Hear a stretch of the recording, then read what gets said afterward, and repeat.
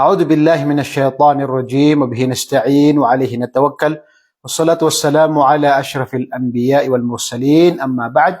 Mga minamahal kong mga magulang at mga kapatid sa pananampalataya, Assalamualaikum warahmatullahi wabarakatuh.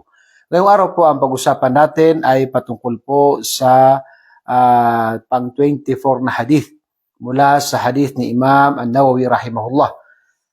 عن أبي ذر الغفاري رضي الله عنه عن النبي صلى الله عليه وسلم فيما يروي عن ربه عز وجل أنه قال. Ito ay isinalaysay ni Abi Dharr al-Ghifari, isa sa mga sahaba ni Propeta sallallahu alaihi wasallam, na kaniyang sinabi na ito ay isinalaysay ni Propeta Muhammad sallallahu alaihi wasallam mula sa kaniyang Panginoon na si Allah subhanahu wa ta'ala. So ito ay hadith Qudsi. Ibig sabihin ng hadith Qudsi na ito ay nagmula kay Allah subhanahu wa ta'ala, na ito ay sinabi ni Propeta Muhammad sallallahu alaihi wasallam, ngunit ito ay hindi kabilang sa Quran. Ito ay hadith Qudsi. Sa hadith qal, Ya ibadi, inni haramtu dhulma ala nafsi wa ja'altuhu bainakum muharrama, fala tadhalamu. Sabi ni Allah subhanahu wa ta'ala sa hadith Qudsi, na sinabi ni Propeta sallallahu alaihi wasallam, O aking alipin, o ikaw na aking alipin, inni haramtu dhulma ala nafsi, katotohanan na ipinagbawal ko sa aking sarili ang pang-aapi. Ang pang-aapi. Ito ay kabilang sa malaking kasalanan, at si Allah subhanahu wa ta'ala bilang tagapaglikha ay kaya niya na siya ay mang-api. Dahil siya ay may kakayahan, may kapangyarihan. Ngunit dahil sa kanyang pagiging makatarungan, ay ito ay ipinagbawal niya sa kanyang sarili. Kaya sinabi niya na inni haramtu dhulma ala nafsi, ito ay pinagbawal ko sa aking sarili ang pang-aapi. Waja'altuhu bainakum muharrama, at ito ay pinagbawal ko sa bawat isa sa inyo. Ibig sabihin ay nararapat na kayo ay maging makatarungan at iwasan nyo ang pang-aapi dahil ito ay ipinagbawal ko sa bawat isa sa inyo. Ito ay pinagbawal at malaking kasalanan sa relihiyong Islam. Sabi ito, fala tadhalamu, kaya huwag kayong mang-api sa bawat isa. Ito ay ginawa ni Propeta, ginawa ni Allah subhanahu wa ta'ala, na ito ay haram, ipinagbawal niya ito, at ganun din na kanya ipinag-utos na huwag kayong mang-aapi. Okay. Kabilang sa kasunod ng hadith, Ya ibadi, kullukum dhalun illa man hadaytu, fastahduni ahdikum. O aking alipin, lahat kayo ay naliligaw. Illa man hadayt, maliban lamang sa gabayan ko. Fastahduni ahdikum. Kaya kayo ay humingi ng gabay sa akin. At ang gabay ay dalawa. Yung gabay na kung saan ang Allah ay nagpapadala siya ng tinatawag ng mga propeta, mga tanda. At ganoon din na gabay na kung saan gagabayan ni Allah subhanahu wa ta'ala ang naisin niya sa mga tao. Na ito ang gabay na gagabayan ng isang tao tungo sa kabutihan. At dito ay sa ating sala, palagi nating binabasa na ihdinas siratal mustaqim, o Allah ay gabayan mo kami sa tuwid na landas. So ito ay kabilang sa mga dua natin na tayo ay gabayan ni Allah subhanahu wa ta'ala, na tayo kaniyang gabayan. At ang gabay ay yan ay ang may hawak niyan ay si Allah subhanahu wa ta'ala. Ngunit may mga tao na tulad na sinabi natin na ginagabayan ni Allah sa pamagitan ng propeta, pinapadalahan siya ng mga tanda, pero maaari ang tao na ito ay hindi sila sumunod o hindi sila tumalima.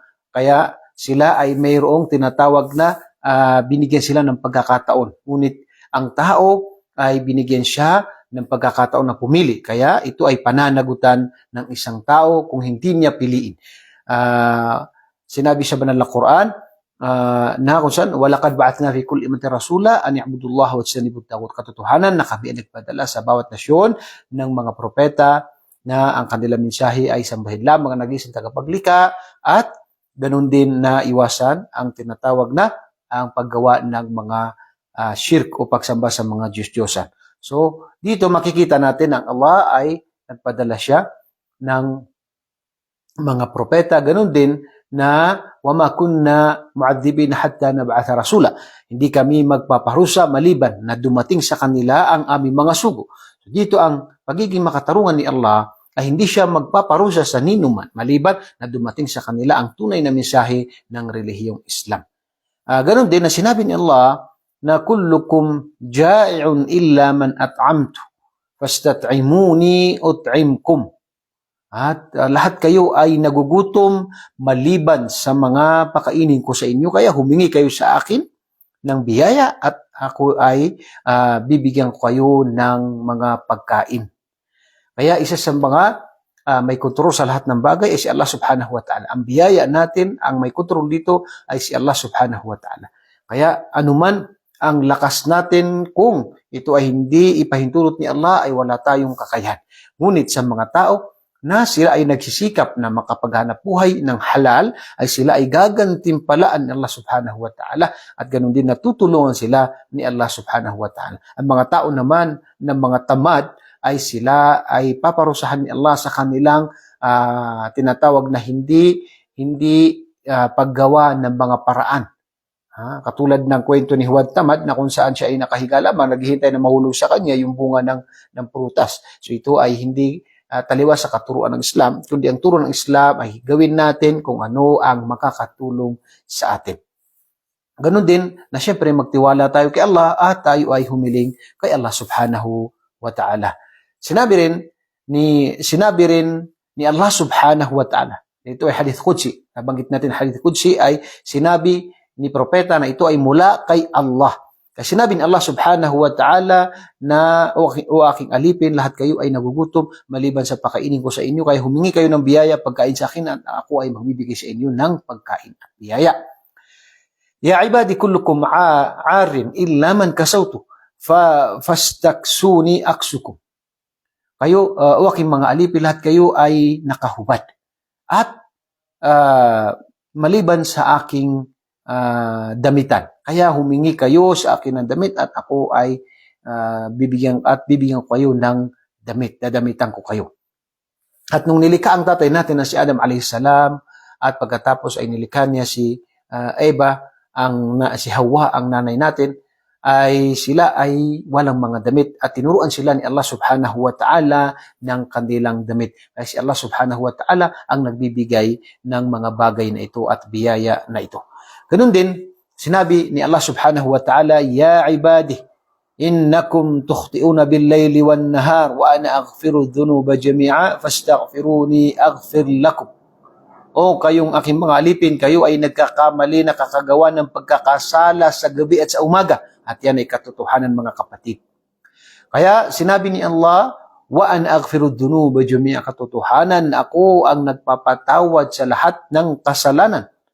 Inna Allah yaghfiru dhunuba jami'a, katulad na sinabi ni Allah sa Quran, na kung saan ay katotohanan pinapatawad ni Allah ang lahat ng kasalanan kapag ang tao ay tunay na nagbalik loob kay Allah subhanahu wa ta'ala. Kasi sinabi na, fastaghfiruni aghfir lakum. Kaya kayo ay humingi ng kapatawaran sa akin. At walang tao na humingi ng tawad kay Allah na ito ay bukal sa kanyang puso, ito ay totoo sa kanyang puso, maliban na insyaAllah patatawarin ni Allah subhanahu wa ta'ala anuman ang kanyang pagkakasala. At hindi dapat na tayo ay mawalan ng pag-asa. Wala taqnatu min rahmatillah, huwag kayong mawalan ng pag-asa sa awa-habag ni Allah subhanahu wa ta'ala. At ang pinakagusto ni Iblis ay ang mawalan ng pag-asa ang isang tao. Yan ang pinakagusto ni Iblis. Kaya nga, ang utos sa atin ni Allah ay palagi tayong magbalik loob kay Allah subhanahu wa ta'ala sa ating mga pagkakasala. Sa tuwing tayo ay humingi ng kapatawaran kay Allah, ay natutuwa si Allah subhanahu wa ta'ala at tayo ay pinapatawad at ganoon din na pinapalitan niya ang ating mga kasalanan ng kabutihan. Sinabi rin ni Allah subhanahu wa ta'ala, Ya ibadi, innakum lan tablughu durri fatadurruni walan tablughu naf'i fatanfa'uni. Ibig sabihin, sabi niya, o aking mga alipin, ay katotohanan na hindi niyo aabutin ang mga bagay na ito ay makakapinsala sa akin, at ganoon din na hindi niyo aabutin ang mga bagay na ito ay makakabuti sa akin. mga bagay. So kahit anong gawin natin ay hindi natin mapipinsala si Allah subhanahu wa ta'ala. At kahit anong gawin natin, mga kabutihan man ito, anuman, ay hindi natin tinatawag na matutulungan o mabibigyan ng kabutihan si Allah subhanahu wa ta'ala dahil siya ang pinakamakapangyarihan sa lahat. Kaya bilang karugtong ng hadith nito, sinabi niya na, Ya ibadi, law anna awwalakum wa akhirukum wa insakum wa jinnakum kanu ala atqa qalbi rajulin wahidin minkum ma zada dhalika fi mulki shay'a. Kaya sabi niya, kahit na ang isa sa inyo, ang pinakaunang tao sa inyo at ang pinakahuling tao sa inyo, sa mga tao at saka sa mga jin, ay sila ay pinakamabuting mga tao, pinakamatakuting kay Allah subhanahu wa ta'ala, ang bawat isa sa kanila. Mazada dhalika mulki shay'a, at ito ay hindi magbabago sa aking kakayahan, kapangyarihan. Hindi madadagdagan ang kapangyarihan ni Allah kahit na ang unang nilikha hanggang sa huling nilikha ay sila ay maging matakutin, maging mabuti, maging tinatawag na pinakadakila ang kanilang mga gawain, ay hindi ito makakadagdag sa tinatawag na kakayahan, kapangyarihan ni Allah subhanahu wa ta'ala, dahil si Allah ay tunay na makapangyarihan sa lahat. At ginawa niya, tulad nung sinabi natin kanina, na ito ay karugtong ng hadith na sinabi na kahit anong gawin nyo, ay ito ay hindi nyo ako mapipinsala. At kahit anong gawin nyo, ay hindi nyo ako mabibigyan ng kabutihan. Hindi niyo ako madadagdagan ng kabutihan. Kasi sinabi rin niya sa karugtong ng hadith na, Ya ibadi, law anna awwalakum wa akhirakum wa insukum wa jinnukum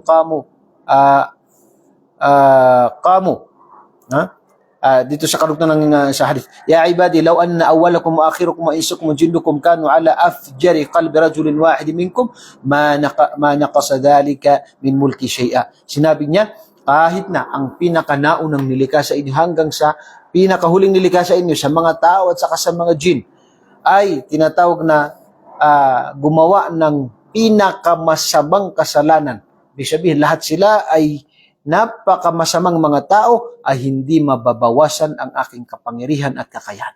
Yan ang kakayahan ni Allah subhanahu wa ta'ala. Hindi natin ito siya mapipinsala at hindi natin siya madadagdagan ng kanyang kaharian o kapangyarihan dahil siya ay makapangyarihan na. Bagkus tayo ang tunay na nangangailangan sa kanyang kakayahan at kapangyarihan. At sinabi rin niya, Ya ibadi, law anna awwalakum akhirakum wa insakum wa jinnukum qamu fi sa'idin wahid fasa'aluni fa'ataytu kull wahidin mas'alah ma naqasa dhalika mimma 'indi illa kama yanqusul mikhyatu idha udkhila al-bahr. At sabi dito, o aking mga alipin, kahit na ang pinakauna sa inyo, pinakahuli sa inyo, lahat, mula sa mga tao at saka sa mga jin, ay sila ay humingi kay Allah subhanahu wa ta'ala. Itaas nila ang mga kamay nila at sila ay humingi kay Allah subhanahu wa ta'ala. At sabi ni Allah, ibigay ko sa kanila ang lahat ng kanilang pangangailangan simula noong unang nilikha hanggang sa pinakahuling nilikha. Mula sa mga tao, mula sa mga jin, ay ibigay ko ang kanilang pangangailangan, ay tunay na hindi ito mababawas sa aking kapangyarihan. Maliban sa katulad ng karayom na kapag ito ay nilubog sa isang dagat at ito ay tinanggal mo, kung may nabawas ba sa dagat? Wala. Ito ay katulad ng kapangyarihan, kakayahan ni Allah subhanahu wa ta'ala, na kung saan kahit na ang lahat ng mga tao, mga jin mula noon hanggang ngayon ay humingi kay Allah subhanahu wa ta'ala at ibigay ito ni Allah subhanahu wa ta'ala ng isang beses sa kanila, ay hindi mababawasan ang kapangyarihan, kakayahan ni Allah subhanahu wa ta'ala. Kaya sinabi niya, Ya ibadi, innama hiya a'malukum uhsiha lakum thumma wafikum iyah faman wajada khairan falyahmadillah wa man wajada ghaira dhalika fala yalumanna illa nafsa, rawahu Muslim. Kaya sinabi niya, o aking alipin, ito ay katotohanan na mga gawain lamang ninyo na aking binibilang sa inyo para gantimpalaan kayo sa araw ng paghukom. Wa ma yalfidu min qawlin illa ladayhi raqibun atid. Walang Walang lumalabas sa ating dila maliban ito ay pinapasulat ni Allah sa kanyang mga anghel.